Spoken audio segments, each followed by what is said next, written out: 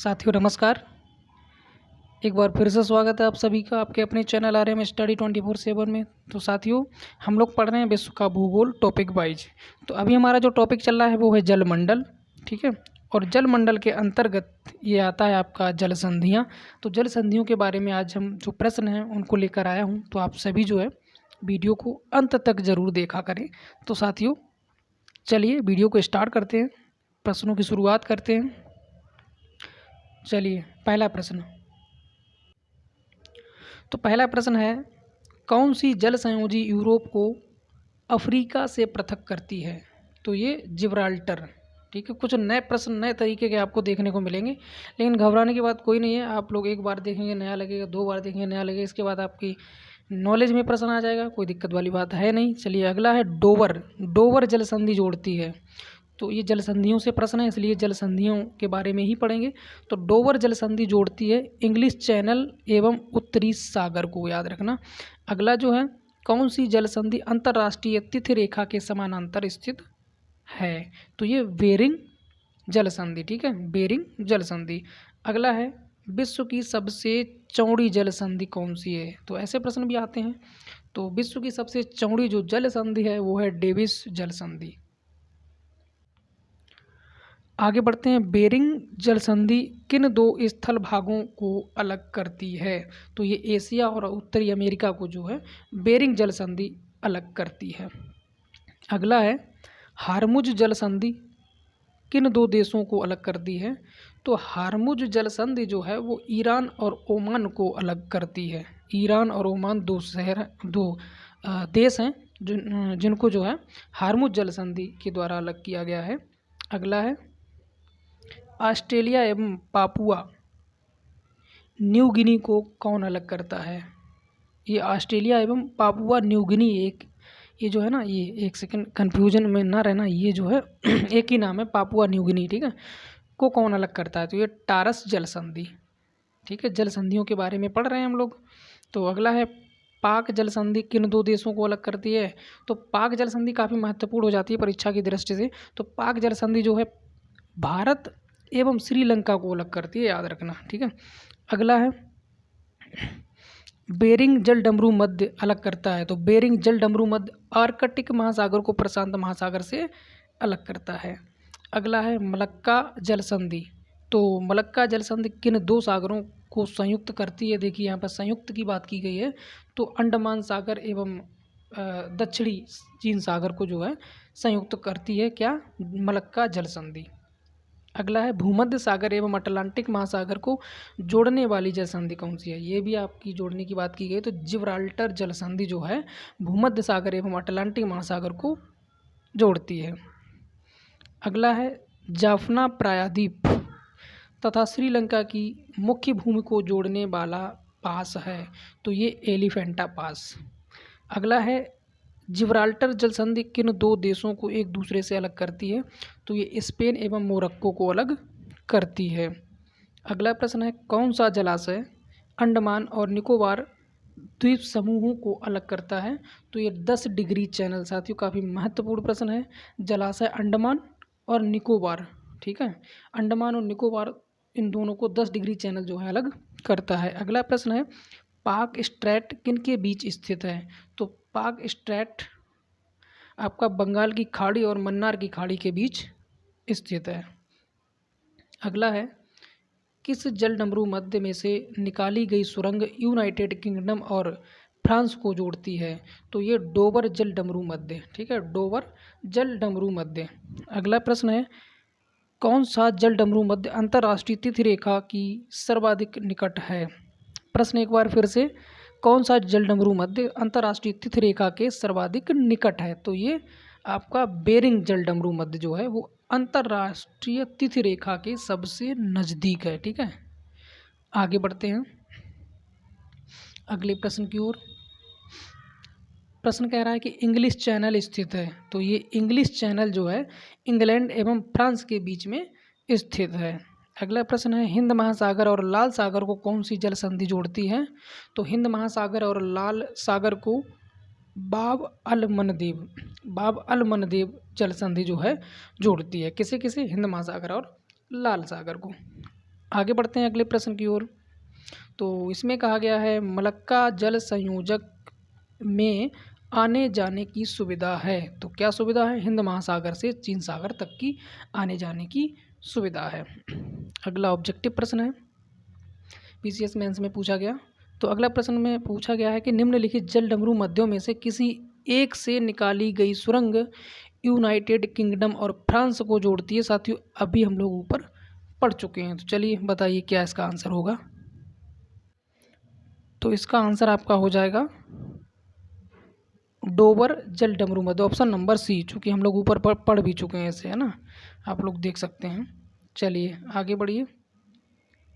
10 degree channel पृथक करता है, तो अभी हम लोग पढ़ भी चुके हैं। 10 डिग्री चैनल जो है अंडमान को निकोबार द्वीपों से अलग करता है, 10 डिग्री चैनल, ठीक है। इसके बाद तो यहाँ पर जल संधियों से संबंधित जो प्रश्न थे हम लोगों ने किए। अब हम लोग इसी टॉपिक में, इसी वीडियो में एक टॉपिक और सम्मिलित करते हैं, प्रवाल भित्ति। तो प्रवाल भित्ति के बारे में भी जो है पढ़ लेते हैं। चलिए प्रवाल भित्ति, अगला प्रश्न, पहले प्रश्न से ही शुरू करते हैं प्रवाल भित्ति को। तो प्रवाल भित्ति क्या है, सबसे पहले तो यही जान लेना हमारे लिए आवश्यक है। तो प्रवाल भित्ति क्या है? एक समुद्री जीव है, याद रखना। प्रवाल भित्ति, प्रवाल क्या है? प्रवाल एक समुद्री जीव है। इसके बाद प्रवाल भित्ति क्या है, देखिए दोनों में डिफरेंस है, सॉरी ऊपर मैं कुछ और बता गया था। प्रवाल भित्ति इधर है, प्रवाल ऊपर है ना। तो प्रवाल भित्ति की बात नीचे की गई है। तो प्रवाल भित्ति है समुद्री जीवों द्वारा निर्मित भित्ति। प्रवाल है समुद्री जीव और प्रवाल भित्ति क्या है? समुद्री जीवों के द्वारा एक निर्मित भित्ति, ठीक है।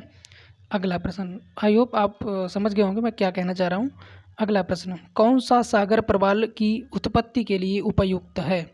तो ये उष्णकटिबंधीय महासागर जो है प्रवाल की उत्पत्ति के लिए उपयुक्त है। अगला प्रश्न, प्रवाल के विकास के लिए औसत सागरीय लवणता होनी चाहिए। तो ये 27% से 32%, ठीक है, ये आपकी होनी चाहिए। अगला प्रश्न देखिए, प्रवाल भित्तियाँ मुख्य रूप से पाई जाती हैं। तो ये 30 डिग्री नॉर्थ से 30 डिग्री साउथ अक्षांश के मध्य, ठीक है। अगला प्रश्न, जो प्रवाल भित्ति समुद्री तट से कुछ दूर हटकर बनी होती है क्या कहलाती है? ये अवरोधक प्रवाल भित्ति कहलाती है। अगला प्रश्न है, किस प्रवाल भित्ति का आकार घोड़े के नाल या मुद्रिका के समान होता है? तो ये एटॉल, ठीक है। एटॉल एक इस प्रकार की प्रवाल भित्ति है जिसका आकार जो है घोड़े के नाल या फिर मुद्रिका के आकार की समान होती है। चलिए आगे बढ़ते हैं। प्रश्न में कहा गया तटीय प्रवाल भित्ति एवं स्थल खंड के बीच विकसित होने वाले लैगून को क्या कहा जाता है? तो बोट चैनल कहा जाता है इस लैगून को। अगला प्रश्न है, प्रवाल भित्तियों की उत्पत्ति से संबंधित भू अवतलन सिद्धांत का प्रतिपादन किसने किया था? तो साथियों ये डार्विन ने किया था, प्रवाल भित्तियों से संबंधित, ठीक है, याद रखना।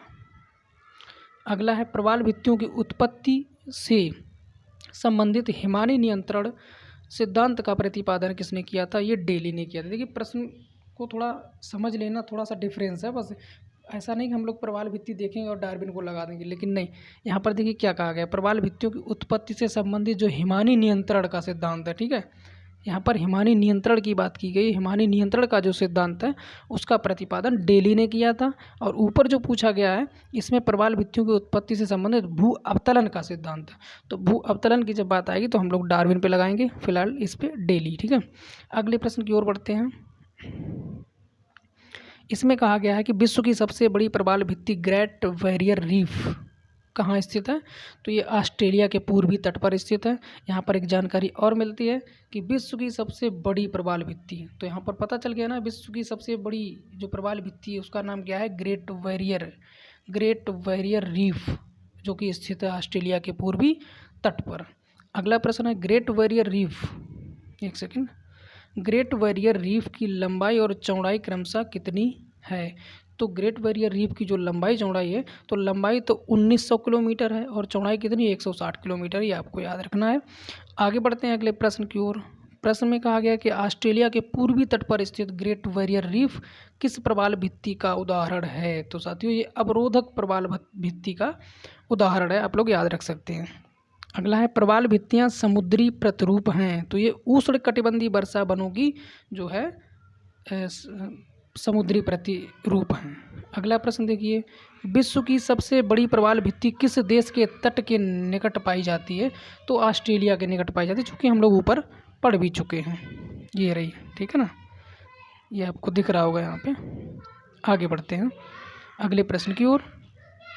तो एक सेकेंड, अगला प्रश्न हमारा क्या कह रहा है, चलिए कुछ प्रश्न और हैं इसमें कर लेते हैं इनको भी। ग्रेट बैरियर रीफ किसके समीप स्थित है, पूछा गया है, ठीक है। तो ऑस्ट्रेलिया के समीप, चूँकि 3 बार हम लोग इस प्रश्न को पढ़ चुके हैं, तो हमें ये उम्मीद है कि आप लोग जो है याद कर लिए होंगे। ग्रेट बैरियर रीफ कहाँ है? ऑस्ट्रेलिया के समीप स्थित है। अगला प्रश्न है, कोरल रीफ या फिर जीवाश्म पट्टी प्रायः कहाँ पाई जाती है? तो ये 18 डिग्री सेंटीग्रेड से ऊपर शीतोष्ण जलवायु के क्षेत्र में पाई जाती है।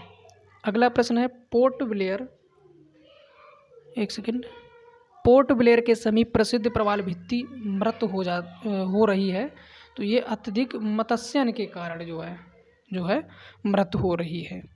अगला प्रश्न है, कोरल रीफ या जीवाश्म पट्टी प्रायः कहाँ पाई जाती है? तो ये कर्क और मकर रेखा के बीच तटीय क्षेत्रों में पाई जाती है। इसके बाद आपका आता है, ग्रेट बैरियर रीफ कहाँ स्थित है? तो प्रशांत महासागर में है। ये भी देखो याद रखने वाली बात है। ग्रेट बैरियर रीफ कहाँ स्थित है? देखिए प्रशांत महासागर में है। और देश की बात अगर पूछेगा तो ऑस्ट्रेलिया के समीप स्थित है, आप लोग बता सकते हैं। तो ग्रेट बैरियर रीफ से काफ़ी क्वेश्चन इस वीडियो में हुए हैं। एक प्रश्न और अंतिम प्रश्न लेते हैं। प्रवाल भित्ति द्वारा निर्मित, देखिए ग्रेट बैरियर रीफ किस तट के समीप है? तो ये भी आपको याद रखना है। तो प्रवाल भित्ति से निर्मित है, ये भी आपको पता होना चाहिए। ग्रेट बैरियर रीफ है ना, और ये किस तट के समीप स्थित है, ये भी आपको याद रखना है। तो क्वींसलैंड, ठीक है, क्वींसलैंड तट के स्थित समीप है। लेकिन देश की बात वो अगर करेगा तो ऑस्ट्रेलिया के समीप है, ठीक है। यहाँ पर ये भी टॉपिक होता है समाप्त। अब हम लोग अगले वीडियो में अगला टॉपिक यानी ज्वार भाटा, जो कि काफ़ी महत्वपूर्ण है, इसके बारे में पढ़ेंगे। फिलहाल अभी के लिए दीजिए इजाज़त, चलते हैं। नमस्कार, जय हिंद, जय भारत।